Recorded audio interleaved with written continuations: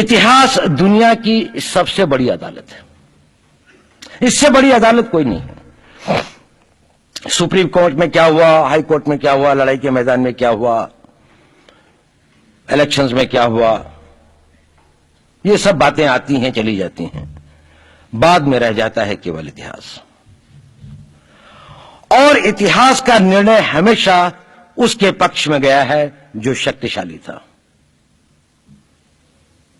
इसने कभी उसका साथ नहीं दिया जो न्याय के साथ था, जो सही था। अगर ऐसा होता तो दिल्ली में बाबर रोड होती है, बाबर रोड है लेकिन राणा सांगा रोड नहीं है, क्योंकि बाबर आया, विजयी हुआ, राणा सांगा हार गया। भारत की हिंदूशाही किंगडम अफगानिस्तान से होती सिकुड़ती सिकुड़ती सिकुड़ती यहां तक नहीं आ जाती। हमने किसी पर आक्रमण नहीं किया, हमने किसी के जीवन मूल्यों को नष्ट नहीं किया, हमने किसी के धर्म ग्रंथों को और धर्म स्थानों को नष्ट नहीं किया।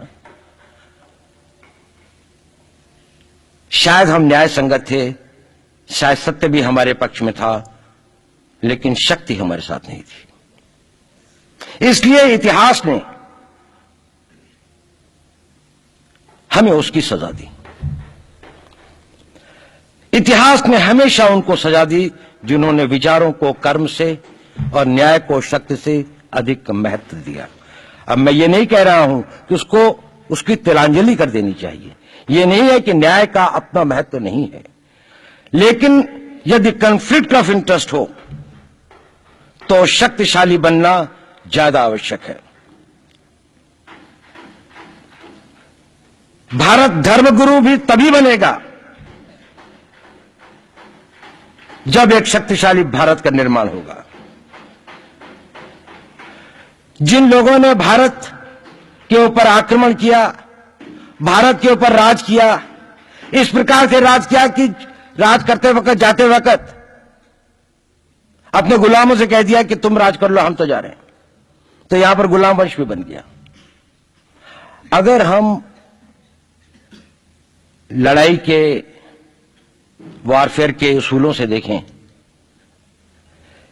कि किसी भी राष्ट्र की जो कॉम्प्रिहेंसिव स्टेट पावर होती है, किन चीजों से वो लड़ाई लड़ता है, जिसको हम कहते हैं कि ये शक्तिशाली है, दूसरा शक्तिशाली नहीं है, क्या वो अवयव होते हैं उसके, क्या घटक होते हैं उसके।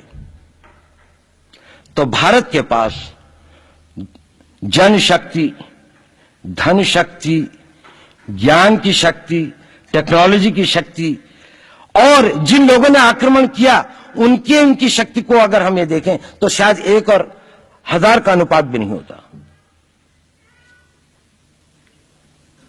लेकिन उसके बाद भी हम वो नहीं कर पाए। और ये प्रश्न भी किसी ने पूछा, उस पर मैं आऊंगा बाद में। निवेदिता जी ने उसका बहुत अधिक उत्तर दिया, बहुत अच्छा उत्तर दिया था कि क्या कारण है, किसके कारण भी हम लोग इस लड़ाई में, इतिहास ने हमारा साथ या हमारे पक्ष में न्याय नहीं दिया। क्या कारण है कि कश्मीर में हम लड़ रहे हैं, जिन्होंने हमारे ऊपर आक्रमण हो रहा है, हमारे ऊपर बाहर से लोग आकर वायलेशन हमारे बॉर्डर का करते हैं, इन्फिल्ट्रेटर्स हमारे यहां आते हैं, जबकि पूरा का पूरा कश्मीर भारत का भाग है, अभिन्न भाग है। कानून के अनुसार वहां के राजा ने यह हस्ताक्षर किए, हमें दिया।